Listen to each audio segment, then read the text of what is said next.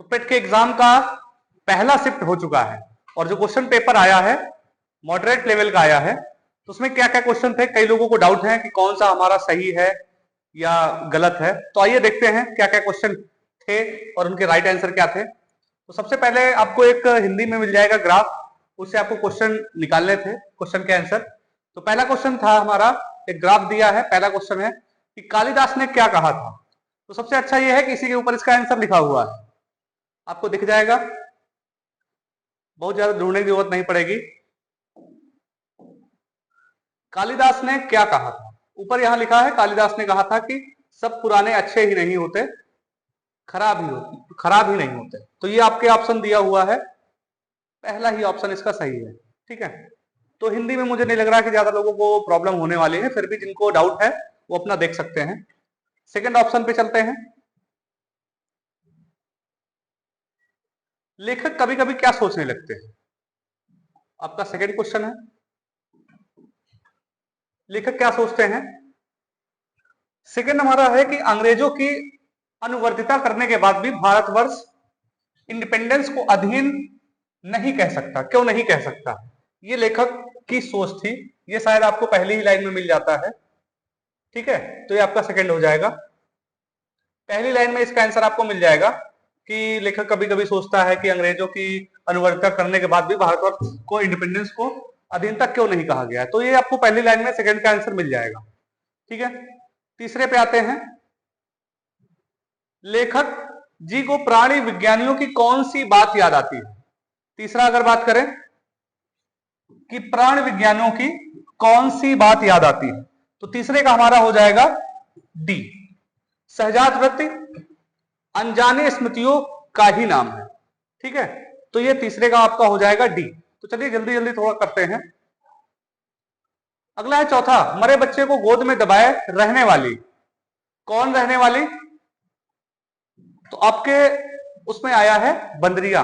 ठीक है, अब ग्राफ ऊपर जाएंगे उस पे गद्यांश पे, तो आपको ये मिल जाएगा, इसका चौथा सही है।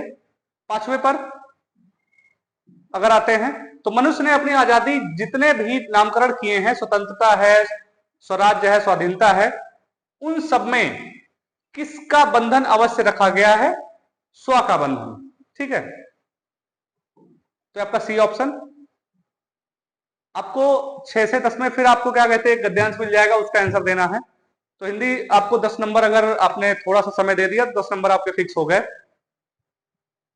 इसमें था दुख की श्रेणी में प्रवृत्ति के विचार से करुणा का उल्टा क्रोध है। मतलब आप पहली लाइन पढ़ लो जिससे आपको कंफर्म हो जाएगा कि किसके बारे में डिस्कस किया गया है। इसमें दुख और करुणा, क्रोध, इन तीन चीजों के बारे में डिस्कस किया गया था। तो आते हैं अपने पहले उस पर। आनंद की श्रेणी में ऐसा कोई शुद्ध मनोविकार नहीं है जो पात्र की हानि की उत्तेजना करे, पर दुख की श्रेणी में ऐसा मनोविकार है जो पात्र की किस चीज की उत्तेजना करता है, पात्र की मतलब व्यक्ति की किस चीज को उत्तेजना करता है। तो आपका सही ऑप्शन हो जाएगा कि भलाई की उत्तेजना करता है, भलाई को बढ़ावा देता है। सातवां है, दुख की श्रेणी में प्रवृत्ति के विचार से करुणा का उल्टा क्या हो सकता है। करुणा का उल्टा होगा हमारा क्रोध। ठीक है, जो कि बी ऑप्शन है, आपको दिख नहीं रहा होगा, तो यहां पे मैं लिख देता हूं, इसका उल्टा क्या होगा, क्रोध। ठीक है, तो ये 7 नंबर था। 8वें पे चलते हैं। 8वां आप क्वेश्चन देखते रहिए, मैं आंसर बताता रहता हूं कि पात्र की भलाई की उत्तेजना किन श्रेणियों में रखी गई है। ठीक है, आप उसमें जाएंगे तो आपको मिल जाएगा ए, ऑप्शन ए, दुख और आनंद दोनों की। 9वां है हमारा, किसकी प्राप्त के लिए पात्र में दुख के अतिरिक्त और किसी विशेषता की उपेक्षा नहीं की गई है। तो इसमें क्या है, करुणा की। ठीक है, 9वें का आपका हो जाएगा डी नंबर। ठीक है, 10वें पे चलते हैं। 10वां है हमारा, करुणा जिसके प्रति उत्पन्न होती है उसके लिए क्या किया जाता है। ठीक है, जिसके प्रति करुणा उत्पन्न हो, तो एक चीज है कि उसकी हानि की चेष्टा की जाती है या क्रोध उसके प्रति उत्पन्न हो जाता है। तो सबसे पहले क्या है, उसके प्रति हानि की चेष्टा की जाती है। तो 10वां हो जाएगा आपका, या तो हानि हो या भलाई। करुणा होगी तो आप भलाई कर सकते हो, तो सी ऑप्शन आपका सही होगा। ठीक है। आपका अगला है चैत, तद्भव शब्द है। इसमें थोड़ा सा सोचने वाला हो गया था, किसी का अगर गलत हुआ होगा तो थोड़ा सा यही हो सकता है, जिसने ज्यादा ना पढ़ा होगा। तो 11 नंबर का आपका हो जाएगा कौन सा, चैत्र। ठीक है,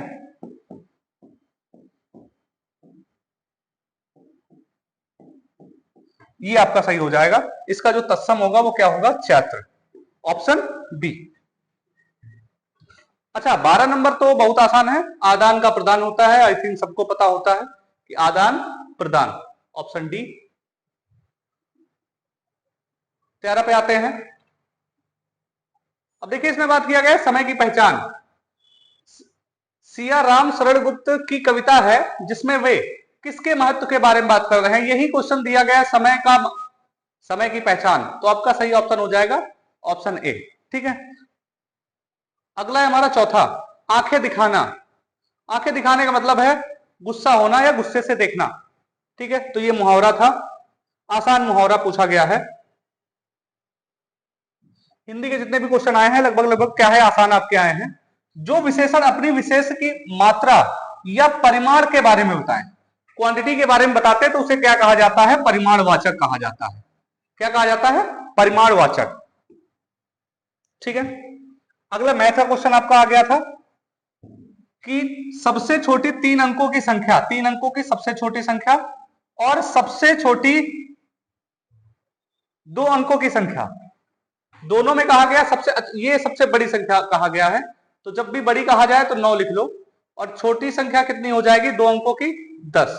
माइनस कर दो जरा, 9 8 9, आपको ऑप्शन दिख रहा होगा, ऑप्शन सी। बड़ी संख्या कहता है 9 लिख लेना है, छोटी संख्या का है तो एक के बाद आपको 0 लगा लेना है। ठीक है, 16 नंबर हो गया। 17 पे चलते हैं, देखनी। देखनी आपका नृत्य है, ये कहां का है, तो ये आपका गोवा का है।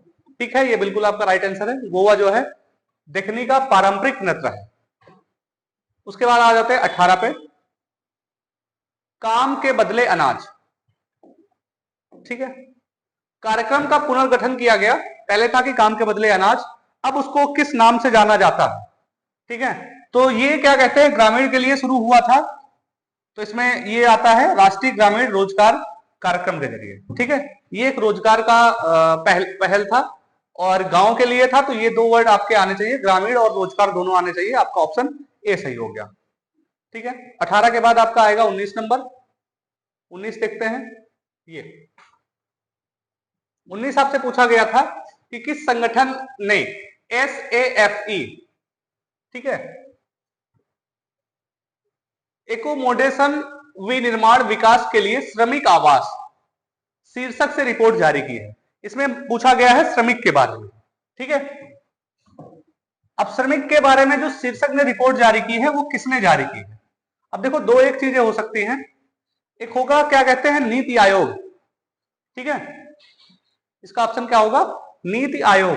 अच्छा, नीति आयोग के हेड जो होते हैं वो आपके प्रधानमंत्री ही होते हैं। अब इसका नाम चेंज किया गया रिसेंटली में। हाँ, ये अगला क्वेश्चन आपका फिर से मैथ का आ गया है और आसान क्वेश्चन है कि एक्स वाई और आपकी सह अभाज्य है, दोनों क्या है, सह अभाज्य। अब उसमें एक मान लो अभाज्य हो सकती है, और उनका पूछा गया एलसीएम। जब दोनों संख्याएं एक दूसरे से ना कटे तो दोनों का गुणा जो हो जाता है उनका एलसीएम हो जाएगा x इंटू वाई, जो कि आपके ऑप्शन डी में लिखा हुआ है। डी का ऑप्शन मैं यहां लिख देता हूं, एक्स वाई, ये वाला नहीं होगा, x इंटू वाई नहीं होगा।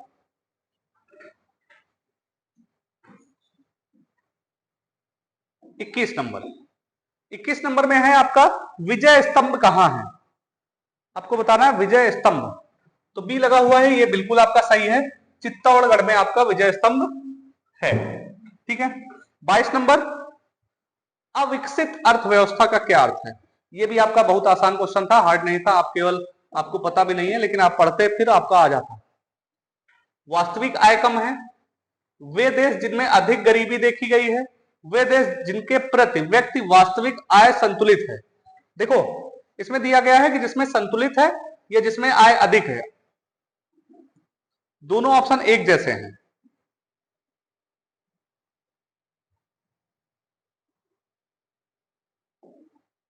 लेकिन क्वेश्चन क्या दिया गया है आपसे, क्वेश्चन पूछा गया है कि कौन सा अविकसित अर्थव्यवस्था, मतलब जो विकसित नहीं हुई, तो जहां पे पुअर लोग होंगे वो क्या होगी, अविकसित होगी। ठीक है, तो वास्तविक आय इन लोगों की कम है, ऐसा देश जहां वास्तविक आय प्रति व्यक्ति कम है उसे कहा जाएगा अविकसित। ठीक है, ये हो गया आपका 22 नंबर। 23 पे चलते हैं।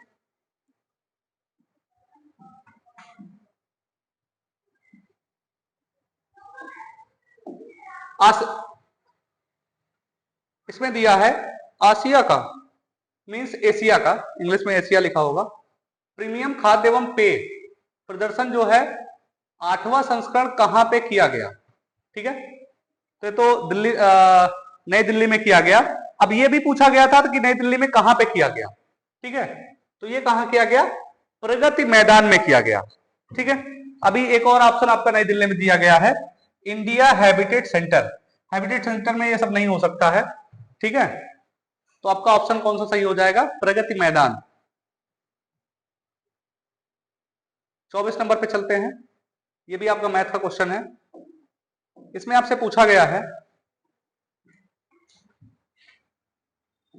कि इस संख्या का जो आंसर है 172 है, तो आपसे पूछा गया है 29.94 का भाग अगर हम देंगे 1.45 से। ठीक है, अभी देखो ये क्या कहते हैं, हमारे पास क्या था, अगर इधर देखें 2994 को अगर हम भाग करते हैं 145, नीचे एक अंक पे दशमलव था, इसको हटा के 0 लगा लेते हैं तो ये 10 आ जाएगा। ठीक है, और यही कुछ क्वेश्चन हमारा ऐसा है, ये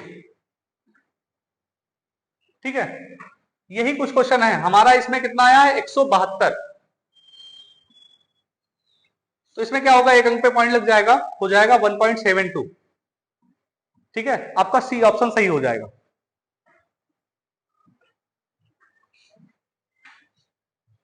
एक अंक पे दशमलव आएगा, एक अंक पे लास्ट से आएगा, लास्ट से आने का मतलब है कि 17.2 हो जाएगा। ठीक है, डी ऑप्शन आपका होगा 17.2।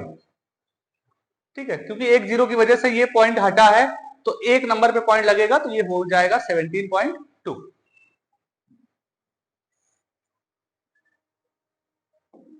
अगला है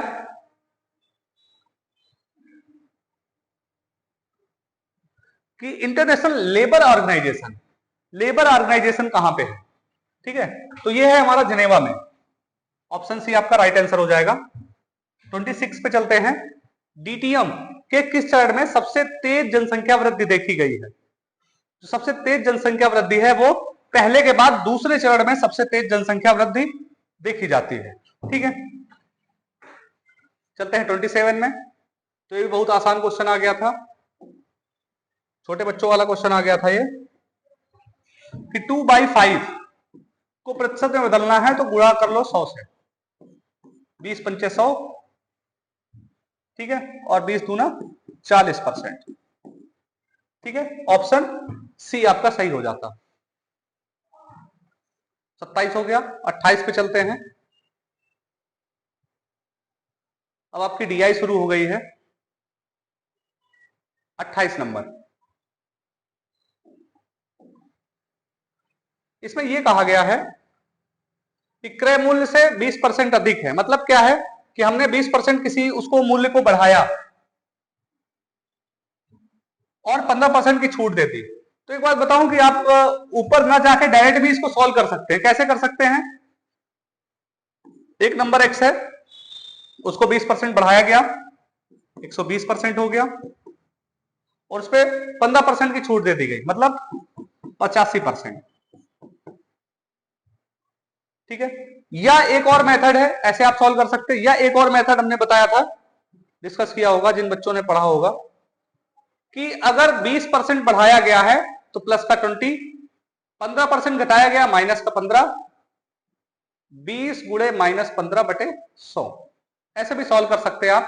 ये देखो यहां कितना आएगा 5, तो इसको काट दो, 20 पंचे 100 और 5 3 15 माइनस का 3, 5 माइनस का 3 बराबर कितना हो जाएगा 2। ठीक है, तो ये 2 इसका राइट आंसर हो जाएगा। आगे बढ़ते हैं। 28 के बाद हमारा आएगा 29।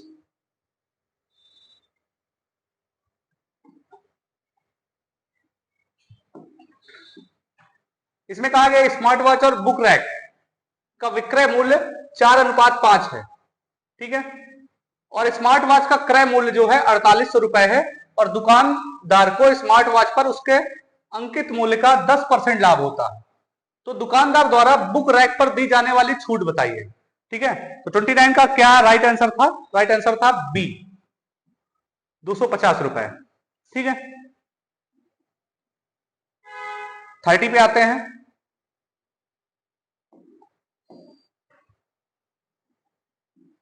चलो इसका देखते हैं। डाइनिंग टेबल और बुक रैक के अंकित मूल्य का औसत क्या है? जो अंकित मूल्य है दोनों को ऐड करना है आपको, 2 से डिवाइड कर देना है, 2 से भाग कर देना है, और आपका आंसर आ जाएगा सी, ठीक है।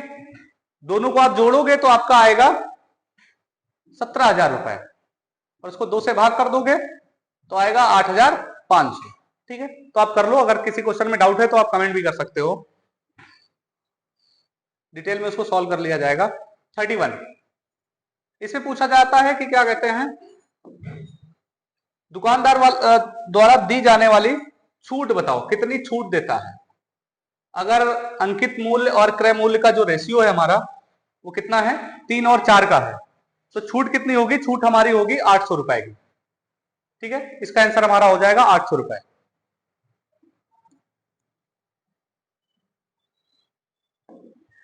चलो जल्दी जल्दी कर लेते हैं जरा। 32 डाइनिंग टेबल का विक्रय मूल्य और अंकित मूल्य 4:5 में है, और 25% का लाभ मिलता है। तो पूछा गया था आपसे डाइनिंग टेबल का क्रय मूल्य कितने में खरीदा गया। इसका जो आंसर आपका आ रहा था वो आ रहा था 6400 रुपए, ठीक है। आगे चलते हैं। ये आपका जीएस का क्वेश्चन था।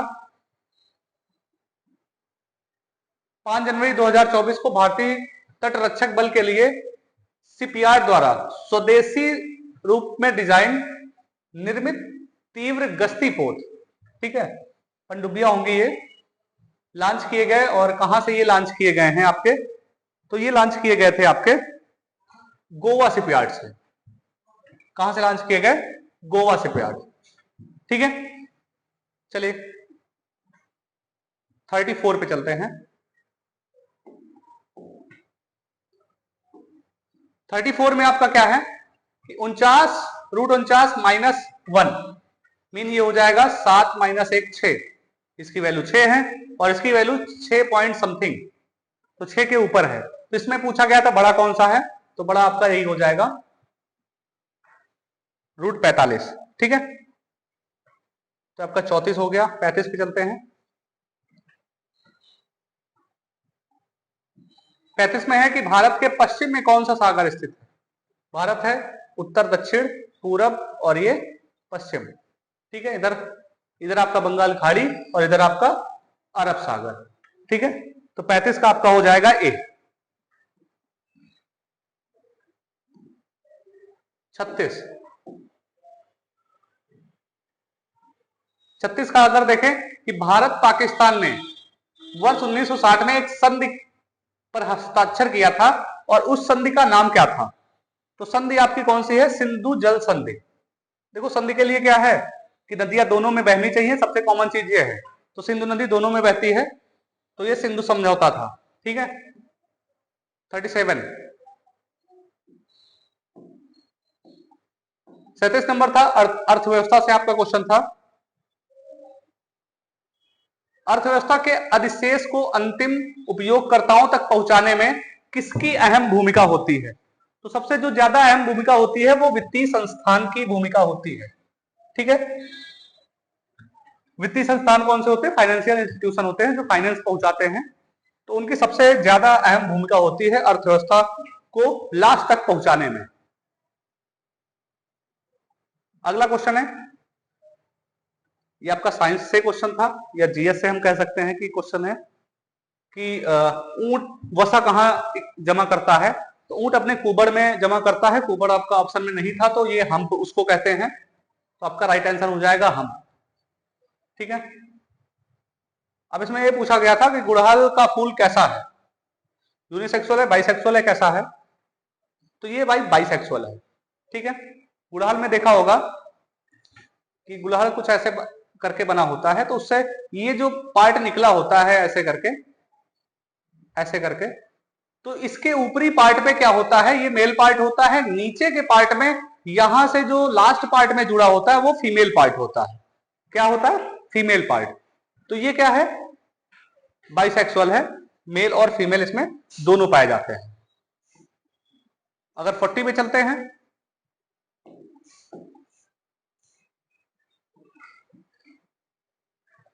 आदि पुराण किस तीर्थंकर की संत चरित संग्रह है, आदि पुराण, तो आदि पुराण क्या, आदिनाथ से संबंधित है, तो आपका ऑप्शन बी हो जाएगा।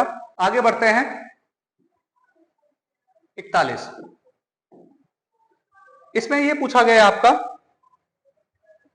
कि 45 छात्रों की संख्या में ऊपर से अगर 15 स्थान है तो नीचे से कौन सा स्थान होगा। देखो ऊपर से 15वां स्थान है तो 45 माइनस 15 आपका हो जाएगा कितना, 30। ठीक है, तो नीचे से क्या होगा, +1 कर लेंगे, 31 हो जाएगा। ठीक है, रैंकिंग में एक ही फॉर्मूला है जो कि आपका क्या है, ये फॉर्मूला लगता है दोनों में, चाहे ऊपर से नीचे पूछा जाए, लेफ्ट से राइट पूछा जाए, इसका आंसर यही होगा। ठीक है, तो आपका ऑप्शन सही ऑप्शन हो जाएगा डी। ठीक है, 31।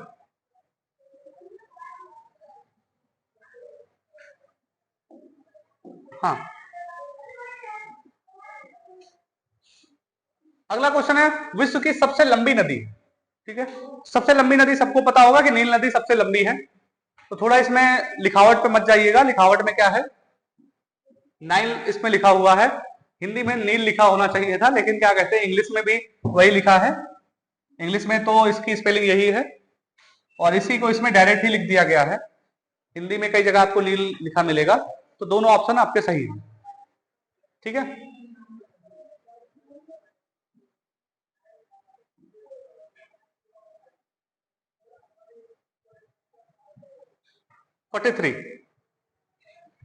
विश्व उपभोक्ता दिवस कब मनाया जाता है। अगर उपभोक्ता दिवस की बात करें तो ये आपका कब है, 15 मार्च को उपभोक्ता का दिवस मनाया जाता है, उपभोक्ता दिवस मनाया जाता है। ठीक है, अब आते हैं 44 पे, भारत का संविधान पहली बार 1928 में किसके द्वारा तैयार किया गया। ठीक है, किसके द्वारा तैयार किया गया। अब ये ऑप्शन है इसमें 1928 में, तो स्टार्टिंग किया था मोतीलाल नेहरू ने। ठीक है, किसने किया था, मोतीलाल नेहरू। चलो 44 हो गया, 45 पे चलते हैं। 45 हमारा कहां है, ये भी शायद ग्राफ से ही रिलेटेड है। ये जून में निर्मित कुर्सियों की संख्या पूछी गई थी, तो 45 का हमारा जो राइट आंसर था। ठीक है, अब इसमें देखो इस ऑप्शन पर ज्यादा मत जाना, इस ऑप्शन में लगभग क्या कहते हैं कोई सही नहीं था। ठीक है, तो जब लास्ट में कोई ही ना मिले, कोई ऑप्शन ना मिले, तब उस पर जाना। और इसका जो ऑप्शन था वो क्या था, 550। ठीक है, 550। उसके बाद था आपका फरवरी में निर्मित जो कुर्सियों की संख्या है। थोड़ा सा क्या कहते हैं इस क्वेश्चन को करते समय इस बात का याद रखना कि इसमें व्हील कुर्सियों की संख्या और 2 कुर्सियां इसमें थी। कौन कौन सी थी, एक व्हील चेयर और एक ऑफिस चेयर। ठीक है, तो इसमें थोड़ा सा कंफ्यूजन था, बताना अगर कोई डाउट आता है तो इसको क्या कहते हैं सॉल्व कर लिया जाएगा। इसका सही आंसर क्या हो जाएगा, 450। ठीक है, चलो 47 पे चलते हैं। 47 हमारा है कि मई में निर्मित व्हील कुर्सियों की संख्या और फरवरी में निर्मित ऑफिस कुर्सियों की संख्या का अनुपात आपसे पूछा गया था। तो ये अनुपात आपका हो जाएगा 5:3। क्या हो जाएगा, 5:3। चलो अगले क्वेश्चन पे 48, अप्रैल में जो कुर्सियां थी उनका क्या प्रतिशत रहा है। ठीक है, क्या फरवरी और अप्रैल के बीच का जो परसेंट था वो क्या था, वो 50% था, आधी आधी जो है निर्मित की गई थी। ठीक है, उसके बाद 49 आपका कहां गया, ये इसमें आपसे पूछा गया था जनवरी में बेची गई व्हील की संख्या, व्हील कुर्सियों की संख्या आपसे पूछी गई थी जनवरी में, जो कि हो जाएगा आपका 780। ठीक है, ये आपका था शायद 50 नंबर का क्वेश्चन। ठीक है, अब जब ब्रिटिश सरकार ने क्या कहते हैं विभाजन किया, तो इसको स्वीकार किसने किया था? ठीक है, तो स्वीकार किया था लॉर्ड माउंटबेटन ने। तो समय लॉर्ड माउंटबेटन थे, तो इन्होंने क्या किया था, इस घोषणा को स्वीकार किया था। आगे चलते हैं, ये इनका निधन कब हुआ? हाल ही में इनका निधन हुआ। जो भी क्वेश्चन पूछे गए हैं वो आपसे क्या कहते हैं, जनवरी के आसपास के ही पूछे गए हैं। ठीक है, दिसंबर जनवरी, तो इनका 2024 को निधन हुआ था, 29 दिसंबर को इनका निधन हुआ था। ठीक है, तो ये पूर्व राष्ट्रपति थे जिमी कार्डन, और ये 100 साल की वर्ष में इनका निधन हुआ। 52 पे चलते हैं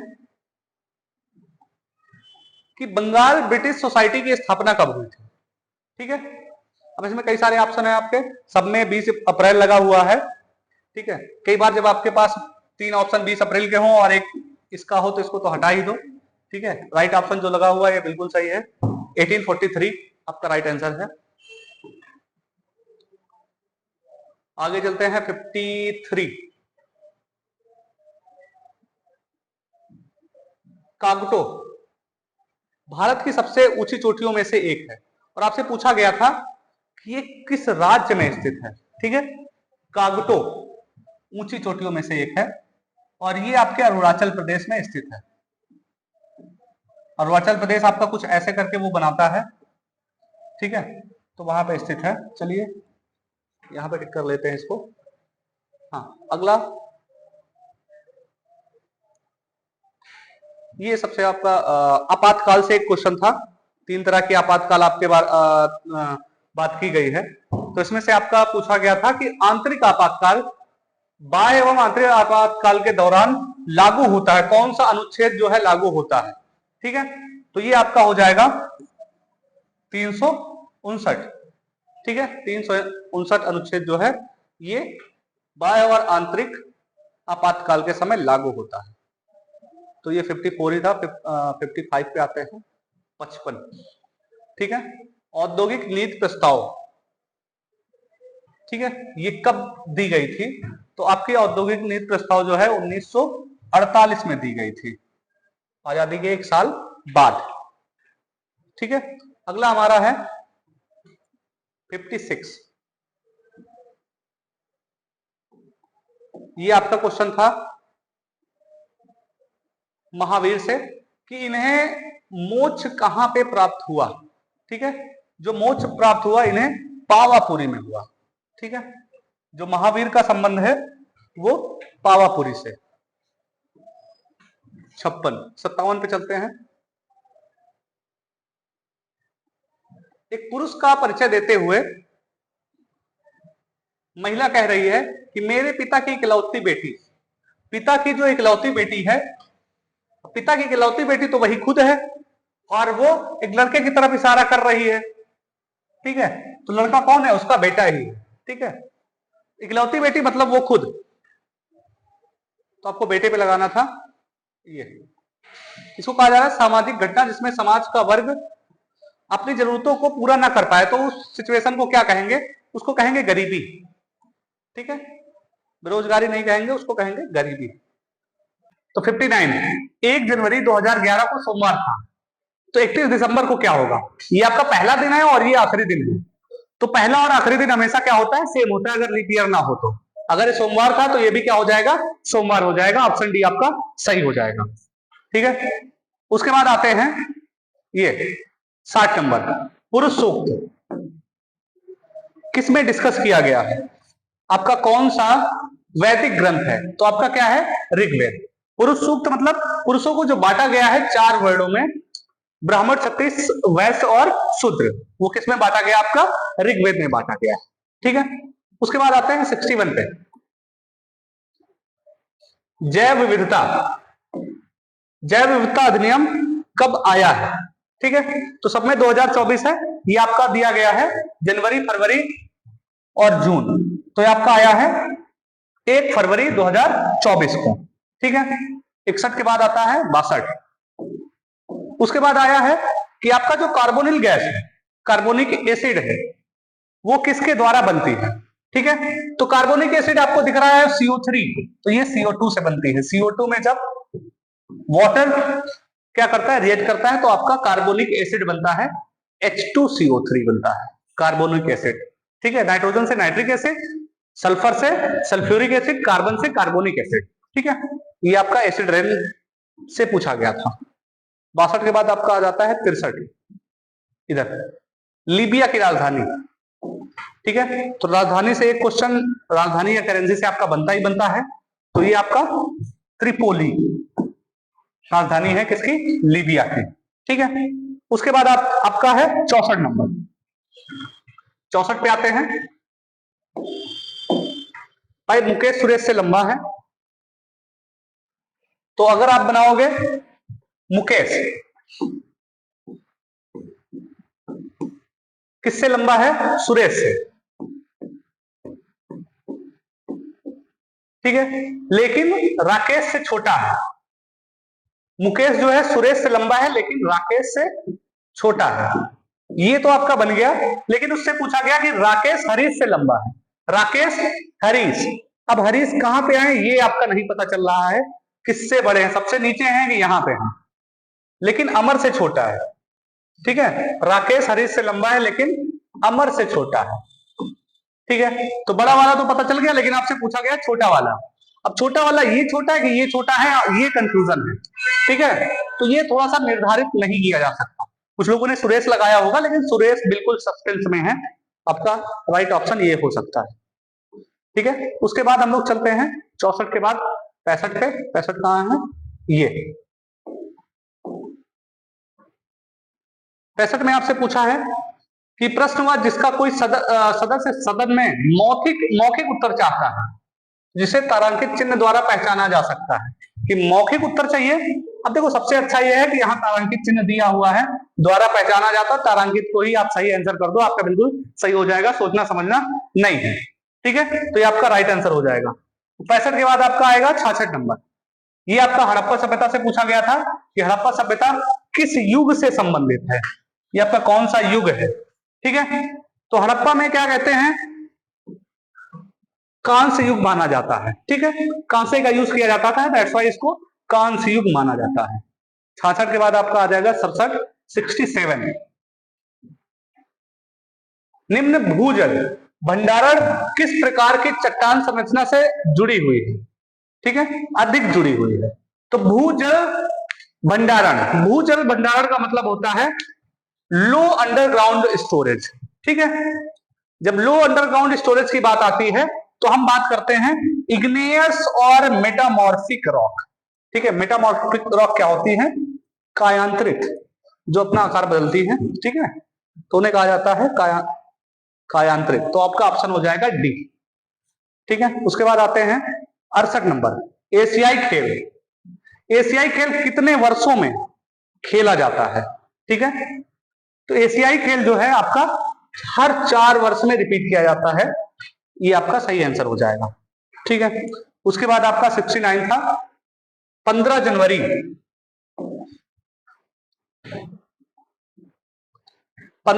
2025 को नई दिल्ली में आयोजित समारोह में कौन था? राष्ट्रपति थर्मन।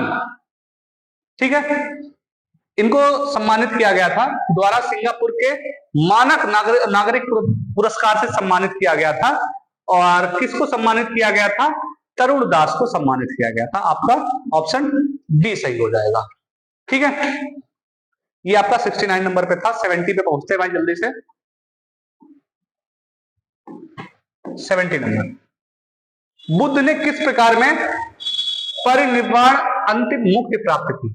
मतलब क्या है कि बुद्ध जो है कितने वर्ष के थे? तो बुद्ध जो है 80 वर्ष के थे। ठीक है, तो उन्हें अंतिम मुक्ति प्राप्त हुई। चलो, ये 70 नंबर का है। 71 भी यही देख लेते हैं कि निम्नलिखित में से सर्वथा भिन्न कौन सा है?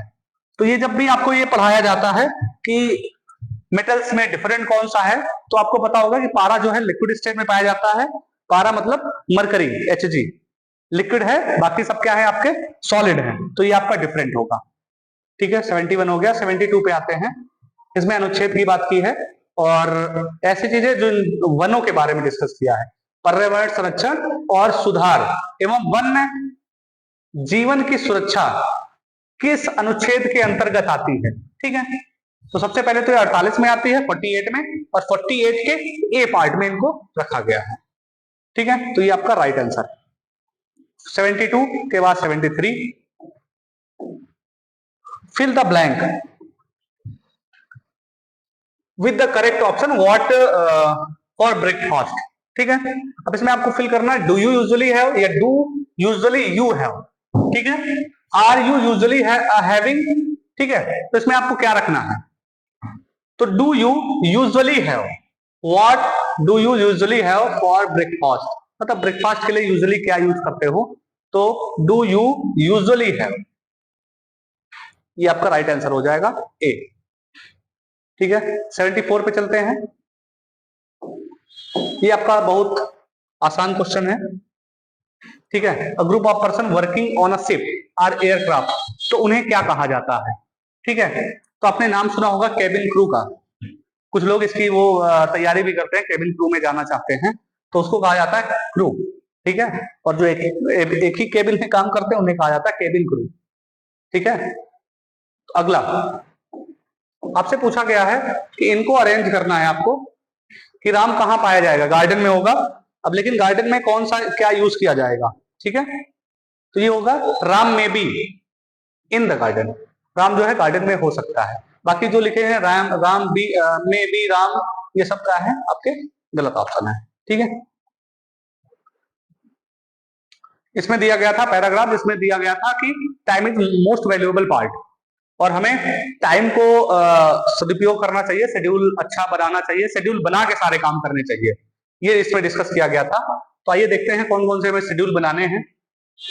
76 इसे पूछा गया है according to passage how can individual start improving the time management, कैसे इंप्रूव कर सकता है। टू डू लिस्ट, हमने क्या कहा कि सारी चीजों को लिस्ट करके, मतलब उसका मोटो यही था कि लिस्टिंग करके। ठीक है, और अवॉइड क्या करके, डिस्ट्रैक्शन को अवॉइड करें, सारी चीजों को लिस्टिंग करें, समय पे अपना काम पूरा करें। तो आपका डी। पैसेज ऐसा था कि आप बिना पढ़े भी इसका आंसर कर सकते थे। अच्छा, मेन पर्पज क्या है, main purpose of the passage, मैंने अभी जस्ट बताया कि क्या कहते हैं, इसका मेन पर्पज यही है कि आप टाइम मैनेजमेंट को सीखें। ठीक है, आपका ऑप्शन क्या है, highlight the importance of time management, time management को हाईलाइट करना, यही इसका मेन उद्देश्य था। ठीक है, अगला आते हैं 78। 78 में आपसे पूछा गया है कि नई दिल्ली में आयोजित इंडियन ओपन बैडमिंटन 2025 एकल पुरुष खिताब किसने जीता। एकल पुरस्कार जो जीता है ली चेउक ह्यू, आपका ऑप्शन ए बिल्कुल सही हो जाएगा। ठीक है, 79 चलते हैं, यहीं पे देख लेते हैं। एसिड को किस पदार्थ से बने बर्तनों में संग्रहित किया जाता है।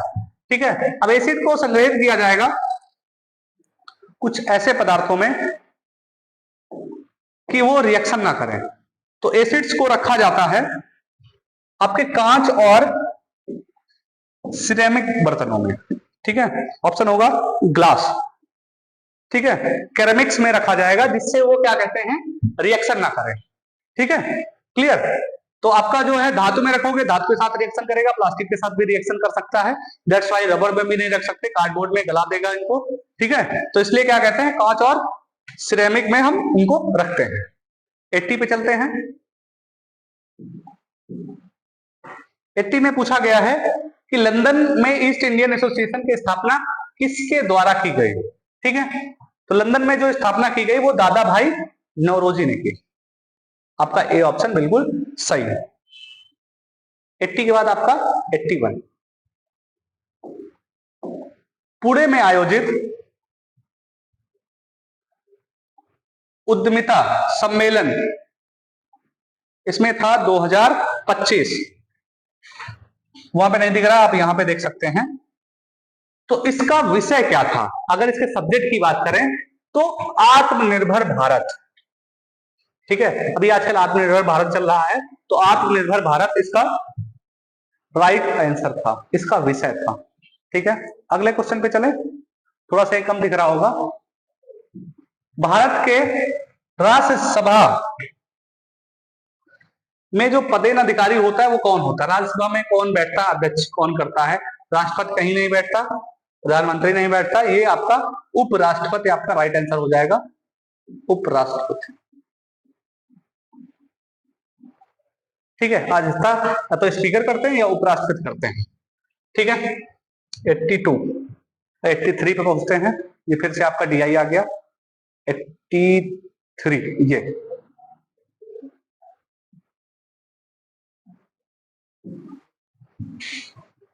इसमें आपसे पूछा गया था कि सभी कंपनियों में फाइनेंस विभाग में महिला कर्मचारियों का औसत क्या है। तो सबसे पहले सारी महिलाओं को निकालना था, उसको 5 से डिवाइड करना था और आपको आंसर निकालना था, जो कि आपका 470 आ रहा है। ठीक है, 83 84 पे चलते हैं, महिला और पुरुषों मार्केटिंग में। ठीक है, अभी आपको एक चीज ध्यान रखना, इसमें जो दिया था आपका फाइनेंस में दिया था 100% में, उसको माइनस करके आपको मार्केटिंग निकालना था। उसने आपसे पूछा था पुरुष और महिला के बीच अंतर क्या था। तो अंतर की बात करें तो अंतर शायद ये 1680 निकल के आ रहा था। ठीक है, क्योंकि निर्धारित नहीं किया जा सकता, ये तो नहीं होगा, ऑप्शन निकल रहा था और ये आपका 1680 ऑप्शन सही है, राइट आंसर। अगला 85। ठीक है, किसी क्वेश्चन में आपको डाउट लगे, क्वेश्चन नंबर भी कमेंट कर दे, उसका सोल्यूशन भी आपको सेपरेट मिल जाएगा। 85 सी में फाइनेंस विभाग में पुरुष कर्मचारियों की संख्या, डी में मार्केटिंग विभाग के कर्मचारियों की कुल संख्या का कितना परसेंट है? परसेंटेज पूछा गया है, वो आपका 43 आया है। आपका आंसर कुछ 43 पॉइंट आ रहा था या 22 पॉइंट समथिंग आ रहा था, ये आपका लगभग में आंसर आया है। ठीक है, 42 और 43 पॉइंट समथिंग आपका हो सकता है, तो एग्जैक्ट आंसर नहीं आ रहा था, पॉइंट में आ रहा था। ये अगला पूछा गया है, डी मार्केटिंग विभाग में पुरुष और महिलाओं का अनुपात आपसे पूछा गया था। इसका पुरुष और महिलाओं का अनुपात जो कि क्या था, 6:1 में था, 6:1 में। ठीक है, 86। चलो 87 में आपसे पूछा गया था कि सभी कंपनियों में पुरुष कर्मचारियों का औसत क्या है। ठीक है, तो पहले टोटल पुरुष निकाल लो और उसको आपको भाग करना है 5 से। 5 से भाग करोगे आपका आएगा 1500। ठीक है, शायद टोटल आपका 7500 आ रहा था, उसको 5 से भाग किया आपने, आपका आ गया 1500। ठीक है, 88 पे चलते हैं, FMF फ्यूचर मिनरल फोरम, इसमें पूछा गया था कहां आयोजित हुआ है। ठीक है, फ्यूचर मिनरल फोरम जो आपका आयोजित हुआ है वो कहां है? रियाद, सऊदी अरब। सऊदी अरब में इसका राइट आंसर है। ठीक है, उसके बाद आप चलते हैं 89 पे। 89 स्पीड ऑफ लाइट, अगर देखा जाए वैक्यूम में और स्पीड ऑफ लाइट इन किसी मीडियम में, ठीक है, तो उसको कहा क्या जाता है? रेशियो, दोनों की रेशियो को कहा जाता है रिफ्रैक्टिव इंडेक्स। क्या कहा जाता है? Refractive index. ठीक है, इसको कह सकते हैं अपवर्तांक, अपवर्तनांक। ठीक है, 89 90 पे चलते हैं, 10 क्वेश्चन और हमारे बाकी हैं। चंद्रयान 3 ये किस वर्ष प्रक्षेपित किया गया था? तो हाल ही में 1-2 वर्षों में प्रक्षेपित किया गया था, आपको एग्जैक्ट बताना था कि किसमें किया। 2 वर्ष पहले मतलब 2023 में प्रक्षेपित किया गया था, अभी अभी तो न्यूज आई थी। ठीक है, 91 शिकागो, शिकागो में जो आपका धर्म संसद हुआ था उसका आयोजन किस वर्ष में हुआ था? शिकागो। ठीक है, तो आपका 1893 धर्म संसद हुआ था। धर्म के लिए सारे लोग अपने अपने धर्म को लेके गए थे, तो वो क्या कहते हैं, शिकागो सम्मेलन कहा जाता था उसको, या धर्म संसद कहा जाता है।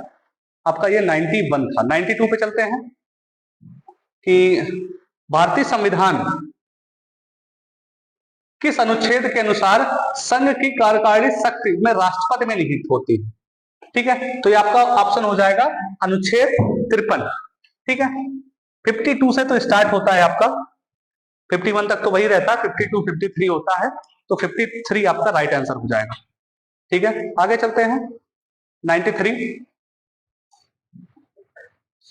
93 आपका था पावर ऑफ लेंस से। ठीक है, पावर ऑफ लेंस से पूछा गया था, ये प्लस का 4 है और ये माइनस का 10 है। तो पावर ऑफ लेंस में क्या होता है, सिंपल ऐड होता है, +4 -10, तो ये क्या हो जाएगा, -6 हो जाएगा। -6 आपका क्या है, सी ऑप्शन। ठीक है, तो ये आपका था 93। 94, 10वां सदस्य कौन सा है? ठीक है, और ये किसका है, ब्रिक्स। ब्रिक्स सम्मेलन होता है, उसमें क्या कहते हैं, अभी तक 6 थे, अभी इसमें पूछा गया है कि 10 धीरे धीरे करके 9 हो गए थे, अभी 10वां ऐड हुआ है। वो कौन सा देश है जो क्या कहते हैं 10वां अभी हाल ही में ऐड हुआ है? ठीक है, तो वो हुआ है इंडोनेशिया। ये याद रखना है कि अभी आई से इंडिया है, आई से इंडोनेशिया है। ठीक है, तो वो था इंडोनेशिया। चलते हैं नेक्स्ट पे, ये अनुशीलन समिति। ठीक है, अनुशीलन समिति का अध्यक्ष या पूछा गया इसका मुख्यालय कहाँ है, हेडक्वार्टर इसका कहां पे बना हुआ है? तो इसका हेडक्वार्टर कहां है, कलकत्ता में। ठीक है, इसका हेडक्वार्टर कहां है, कलकत्ता।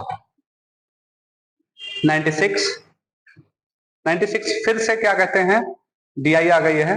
इनमें औसत के बीच अंतर पूछा गया था, और जो इनका हमारा राइट आंसर था, दोनों का औसत निकालने के बाद आपको क्या करना था, सब्ट्रैक्ट करना था, और इसका राइट आंसर 192 जो लगा हुआ है वो बिल्कुल सही है आपका।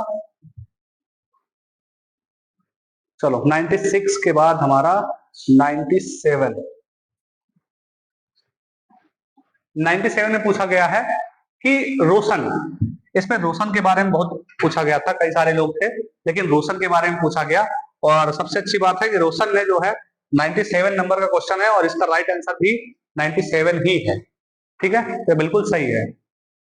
और उसके बाद 98 हमारा कहाँ है, तीसरी सबसे कम फसलें उगाई।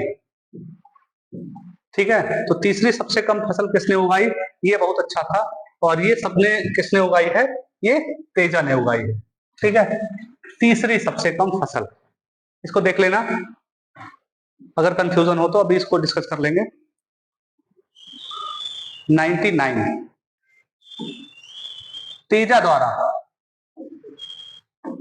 जो उत्पादित की गई उनका औसत क्या था? तेजा के द्वारा जो फसल उगाई गई थी उसको आपको सभी को ऐड करना है और 5 से डिवाइड कर देना है, और 5 से डिवाइड करने के बाद आपका आंसर आएगा 574। ठीक है, तो तेजा के बारे में ज्यादा पूछा गया है। ये आपका लास्ट है, तो इसका लास्ट का बताया किसने क्या लगाया है। ठीक है, तो इसका आंसर पूछा गया था कि सभी किसानों द्वारा अनुमानित कुल सरसों और कुल गेहूं, ऊपर आपको सरसों रखना था टोटल करके, और नीचे टोटल करके गेहूं रखना था। ठीक है, और ये आपका 5 से कट रहा था, 2 से कट रहा था, और ये आपका आंसर आ रहा था 397 और 284। ठीक है, तो इस तरह से आपके सारे क्वेश्चन हो गए, और आपके सारे 100 क्वेश्चन हो गए हैं, सभी के आपको राइट आंसर मिल चुके हैं। तो अगर किसी क्वेश्चन में आपको डाउट हो, किसी का सॉल्यूशन चाहिए या किसी का डिस्क्रिप्शन चाहिए, तो आप कमेंट कर सकते हैं, आपको डिटेल में उसका वीडियो मिल जाएगा, डिटेल में आपको सॉल्यूशन मिल जाएगा। Okay, thank you to everyone.